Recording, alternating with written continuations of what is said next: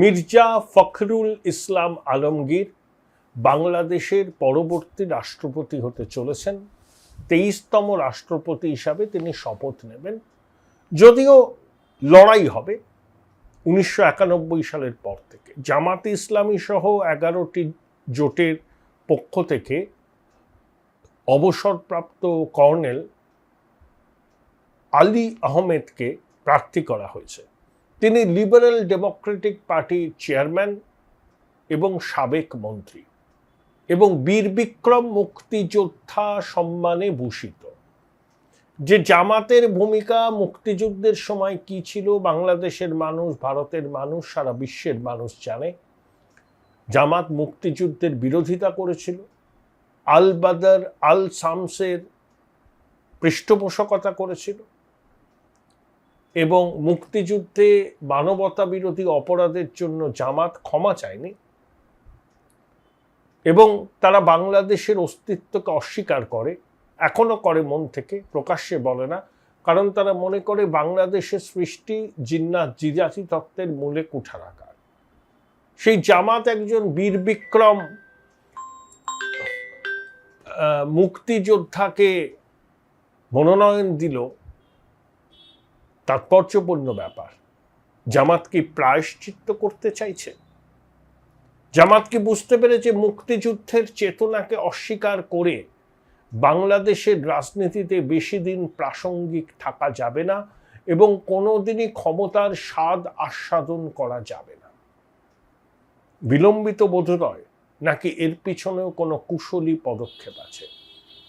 আপনারা প্রথম থেকেই আমার সঙ্গে আছেন, চ্যানেল সাবস্ক্রাইব করেছেন, আশা করি ভবিষ্যতেও করবেন এবং আমার এই যাত্রাপথে যদি যুক্ত হতে চান তাহলে থ্যাঙ্কস বাটনে ক্লিক করবেন। দেখুন, অজিত দোভাল আমাদের জাতীয় নিরাপত্তা উপদেষ্টা, যাকে অনেকে জেমস বন্ডের সঙ্গে তুলনা করেন। মোদি জমানার প্রথম থেকেই তিনি জাতীয় নিরাপত্তা উপদেষ্টার পদে আসেন। নয়াদিল্লিতে সম্প্রতি তিনি ভারতে নিযুক্ত আমেরিকার রাষ্ট্রদূত সার্জিও গোরের সঙ্গে বৈঠক করেছেন। এই সার্জিও গোরে ভারতে নিযুক্ত আমেরিকার রাষ্ট্রদূত এবং একই সঙ্গে মায়ানমার, বাংলাদেশ সহ দক্ষিণ পূর্ব এশিয়ায় আমেরিকার প্রতিনিধিত্ব করেন। ডোনাল্ড ট্রাম্পের অত্যন্ত ঘনিষ্ঠ। 2024-এ ট্রাম্প ক্ষমতায় আসার পর হোয়াইট হাউসে নরেন্দ্র মোদীর সঙ্গে দেখা হয়েছিল। তখন সাংবাদিকরা যখন ডোনাল্ড ট্রাম্পকে বাংলাদেশের বিষয়ে জিজ্ঞাসা করেন, তখন ট্রাম্প স্পষ্ট ইঙ্গিত দেন, পরিষ্কার বলে দেন যে প্রধানমন্ত্রী নরেন্দ্র মোদী চোখ দিয়ে তিনি কিন্তু বাংলাদেশকে দেখবেন। অর্থাৎ ভারত বাংলাদেশের প্রতি কি মনোভাব পোষণ করছে, আমেরিকার মনোভাবও কিন্তু সেরকমই হবে। তাই সার্জিও গোরে বাংলাদেশ সফরের মধ্যে বাংলাদেশে নিযুক্ত ভারতের রাষ্ট্রদূত পদমর্যাদায় ক্যাবিনেট মন্ত্রী দীনেশ ত্রিবেদীর সঙ্গে 1.5 ঘন্টা বৈঠক করেছিলেন ঢাকার 7 তারা হোটেলে। আবার নয়াদিল্লিতে এসে তিনি অজিত দোভালের সঙ্গে বৈঠক করেন। ইতিমধ্যে দীনেশ ত্রিবেদী প্রধানমন্ত্রী তারেক রহমানের সঙ্গে বৈঠক করেছেন, তাকে আমন্ত্রণ জানিয়েছেন দ্বিপাক্ষিক সফরে এবং ব্রিক্সের সম্মেলনে বিমস্টেকের চেয়ারম্যান হিসাবে। এবং তারেক রহমানের সঙ্গে বৈঠক শেষ করেই দীনেশ ত্রিবেদী চলে গেছেন দিল্লিতে, প্রধানমন্ত্রীর সঙ্গে বৈঠক করেছেন। সেই বৈঠকের ছবি ঢাকায় ভারতীয় দূতাবাসের এক্স হ্যান্ডেলে প্রকাশ করা হয়েছে। অর্থাৎ বার্তা পরিষ্কার, দীনেশ ত্রিবেদী কোনো এডি তেলি গঙ্গা তেলি নন।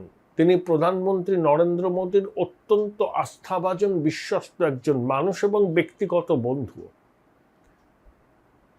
এবং বাংলাদেশের বিষয়টা প্রধানমন্ত্রী সরাসরি নজরদারি করছেন। এখন আপনাদের বলে দিই, মিলিয়ে নেবেন, শেখের বেটি বাংলাদেশে ফিরবেই। উনি বলেছেন বিজয়ের মাসে ফিরবেন, মানে ডিসেম্বরে, এবং পূর্ণ নিরাপত্তা নিয়ে ভারত থেকে আসবেন। বাংলাদেশেও পূর্ণ নিরাপত্তা পাবেন, সেফ হাউসে থাকবেন। আন্তর্জাতিক অপরাধ ট্রাইব্যুনালে যে রায় দেওয়া হয়েছে সেই সব রায় নাকচ হয়ে যাবে, নতুন করে ন্যায় বিচারের প্রক্রিয়া শুরু হবে। শুধু একা শেখ হাসিনা ফিরবেন না, আওয়ামী লীগের যে সমস্ত নেতা পালিয়ে গেছেন তারাও ফিরবেন।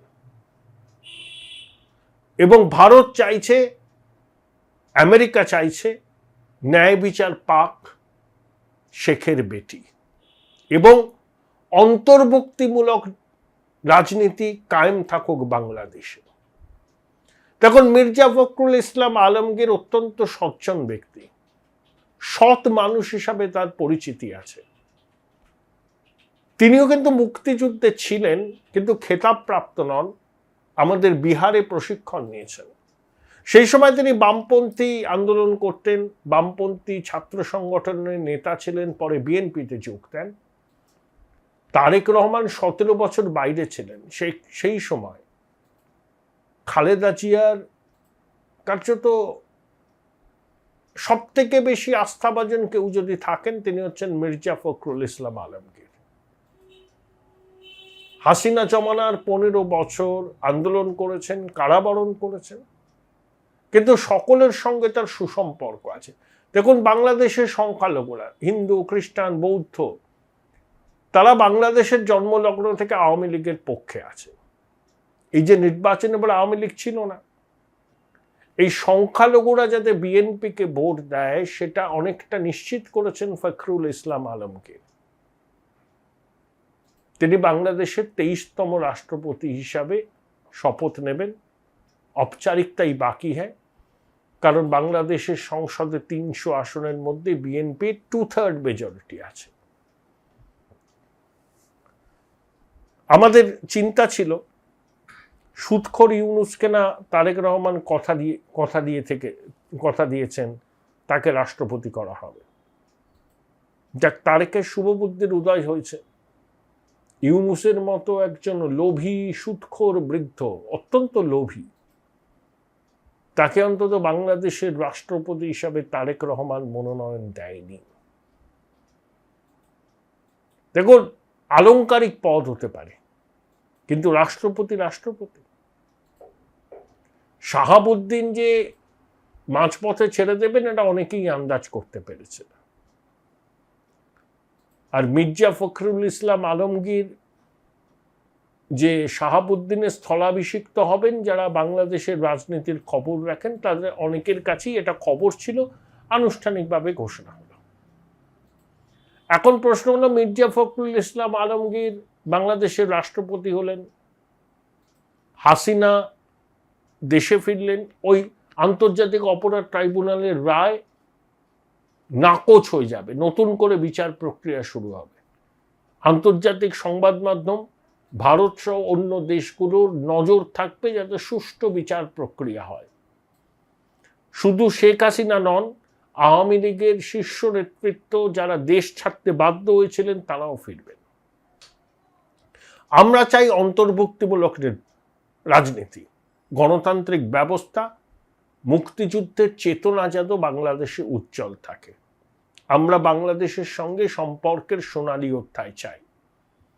কিন্তু যেভাবে 2024-এর 5ই অগাস্টের পর বাংলাদেশের জেল থেকে সন্ত্রাসীদের ছেড়ে দেওয়া হয়েছিল, বলা হয়েছিল এরা সন্ত্রাসী আর নেই, এরা তোবা করে ভালো হয়ে গেছেন। যেভাবে অস্ত্র লুট হয়েছে অস্ত্রাগার থেকে, সেই অস্ত্র এখন উদ্ধার হয়নি।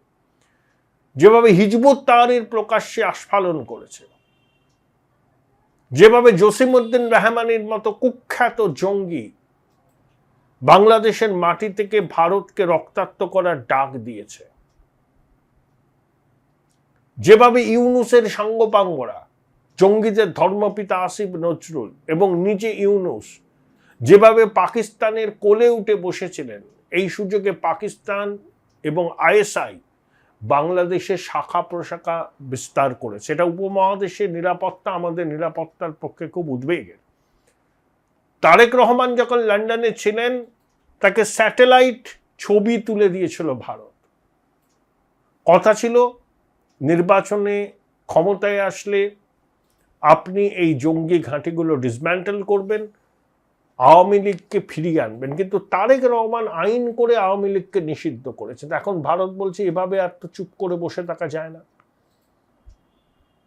তাই ভারতও কিন্তু এবার পদক্ষেপ নিতে শুরু করেছে। মিলিয়ে নেবেন, ওই আইন অকার্যকর হয়ে যাবে, আন্তর্জাতিক অপরাধ ট্রাইব্যুনালের রায় বাতিল হয়ে যাবে, শেখ হাসিনা ন্যায় বিচারের মুখোমুখি হবেন এবং আওয়ামী লীগ বাংলাদেশের রাজনীতিতে অংশগ্রহণ করতে পারবে। আমেরিকা চায়, ভারত চায়। একে বাংলাদেশের উপর চীনের প্রভাব তো আছেই, সেটা আওয়ামী লীগের শাসনকালেও চীনের প্রচুর বিনিয়োগ ছিল ভারতে। কিন্তু যেভাবে জঙ্গি জেহাদিরা আস্ফালন করছে বাংলাদেশে, বাংলাদেশের মাটিকে ব্যবহার করে তার উপমহাদেশের শান্তি নিরাপত্তা বিঘ্নিত করতে চাইছে, এটা আর বরদাস্ত করা হবে না। তথ্য প্রমাণ তুলে দিয়েছে ভারত তারেক রহমানের হাতে, বলটা তারেকের কোর্টে। ভারত বাংলাদেশের সম্পর্ক যদি বিএনপি মনে করে শুধুমাত্র শেখ হাসিনার প্রিজম দিয়ে দেখবে, ভুল করছে। গঙ্গা জল চুক্তি পুনর্নবীকরণ বাকি আছে।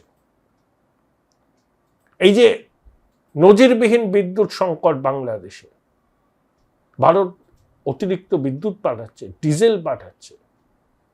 যখনই বাংলাদেশের মানুষ সমস্যায় পড়েছে, প্রতিবেশী হিসাবে ভারত বন্ধুত্বের হাত বাড়িয়ে দিয়েছে।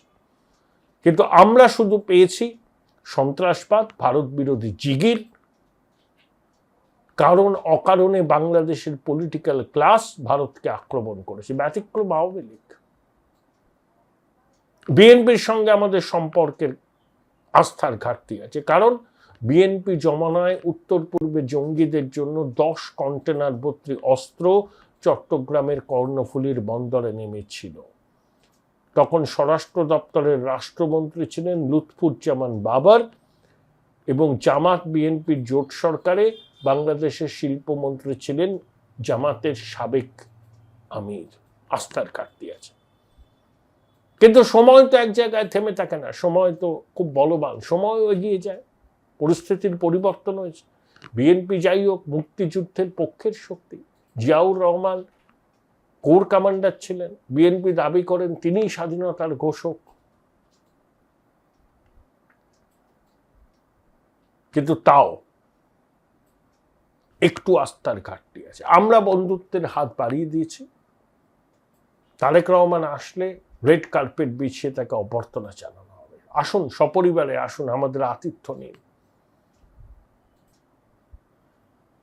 আতিথ্য নিন। তবে তারেক আসবেন। তার উপদেষ্টা জাহিদুর রহমান বলেছেন যে কোনো সময় তারেক দিল্লি যেতে পারে। আসলে আমার মনে হয় যে তারেকের যিনি পররাষ্ট্রমন্ত্রী আছেন খলিলুর রহমান, যিনি ইউনূসের হ্যান্ডপিক ছিলেন, কেন যায় তাকে তারেক পররাষ্ট্রমন্ত্রী করেছেন খুব রহস্য। তিনি কিন্তু সম্পর্কটাকে তিক্ত করার চেষ্টা করছেন নিজের ভেস্টেড ইন্টারেস্টের স্বার্থে। সেদিকেও আমাদের নজর আছে। অজিত দোভাল সার্জিও গোরের বৈঠক, তারেক রহমান দীনেশ ত্রিবেদীর বৈঠক, দীনেশ ত্রিবেদী প্রধানমন্ত্রীর বৈঠক, আপনি যদি ক্রোনোলজিগুলো দেখেন তাহলে বাংলাদেশে খুব শীঘ্রই নতুন কিছু হতে চলেছে। সেই সময় সমাগত, বেশি দিন তার জন্য অপেক্ষা করতে হবে না। কনফিডেন্সটা বেশ লো দেখছি। রিসেন্টলি টেস্ট করিয়েছো? হ্যাঁ ডাক্তারবাবু, প্রি টেস্টের পরের দিনই করিয়েছি। ও, তুমি মাধ্যমিক দেবে? তাহলে মক টেস্ট করো। এই নাও মৌলিক লাইব্রেরি সম্রাট এক্সক্লুসিভ মক টেস্ট পেপার। এতে পাবে প্রতিটি বিষয়ে অধ্যায় ভিত্তিক গুরুত্বপূর্ণ নমুনা প্রশ্নপত্র, ইংরেজি গণিত ও আনসিল লেখার বিস্তারিত টিপস আর প্রতিটি সাবজেক্টের এক্সপার্ট ওপিনিয়ন, যা তোমার কনফিডেন্সকে ফিরিয়ে আনবে মাধ্যমিকের আগে। সম্রাট এক্সক্লুসিভ মাধ্যমিক মক টেস্ট পেপার, এক্সামের কনফিডেন্স বুস্টার। উচ্চ মাধ্যমিকের পর উজ্জ্বল ভবিষ্যৎ গড়তে NCHMCT পর্যটন দপ্তর, ভারত সরকারের hospitality and hotel management, Paschimbanga সরকারের মাকাউটের BBA BCA, fashion design, aviation tourism, culinary arts পড়ো SBI HM কলেজে। স্টুডেন্ট ক্রেডিট কার্ড ও ব্যাংক লোন পাবে SBI HM এ পড়লে। কোর্সের শেষে SBI HM দেশ ও বিদেশে চাকরির ব্যবস্থা করে থাকে। SBI HM হলো পশ্চিমবঙ্গের সেরা ম্যানেজমেন্ট কলেজ। SBIHM.com বোলপুর শহরের কোলাহল থেকে মাত্র 20 মিনিট দূরেই রয়েছে এই সুন্দর রিসর্ট, যেখানে পেয়ে যাবে স্পেশিয়াস আর এস্থেটিক্যালি ডিজাইন রুম। তোমরা যারা গ্রুপে যাও তাদের জন্য আছে কমফোর্টেবল গ্রুপ স্টে অপশন, আর কাপলদের জন্য রয়েছে লাক্সারিয়াস সুইট রুম, তার উপর আবার ফ্ল্যাট 10% অফ। এখানে প্রকৃতির মাঝে তোমরা পেয়ে যাবে একটা সুন্দর সুইমিং পুল, ছোটদের জন্য প্লে এরিয়া আর একটা এস্থেটিক সেলফি কর্নার। প্রপার্টিটা পুরোটাই পেট ফ্রেন্ডলি, আর এখানে আছে অনেক কিউট ছোট ছোট র্যাবিটস। সকালের ব্রেকফাস্ট থেকে ডিনার পর্যন্ত পেয়ে যাবে একদম হোমলি কমফর্ট ফুড, যা এক কথায় অসাধারণ।